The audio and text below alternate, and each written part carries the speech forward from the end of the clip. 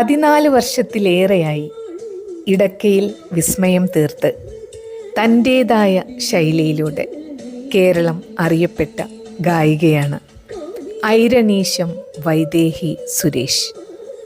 ഒട്ടേറെ കീർത്തനങ്ങൾ എഴുതുകയും ആലപിക്കുകയും ചെയ്യുന്ന സുരേഷ് നായരുടെയും മലയാളം അധ്യാപികയായ ബിന്ദു സുരേഷിൻ്റെയും മകളും ഗായകനായ വിഷ്ണു സുരേഷിൻ്റെ സഹോദരിയും സോപാന സംഗീതത്തിൽ ഏറെ പ്രശസ്തനായ ഏലൂർ ബിജുവിൻ്റെ ശിഷ്യയുമാണ് വൈദേഹി സുരേഷ്.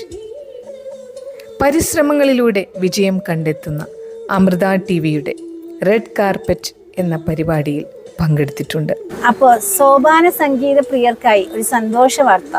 നാളെ, അതായത് മെയ് 1 രാവിലെ 8 മണി മുതൽ വൈദേഹി സുരേഷിന്റെ സോപാന സംഗീതം കളത്തുംപടി ശ്രീ ദുർഗാദേവി ക്ഷേത്രത്തിൽ കാണാൻ മറക്കരുത്.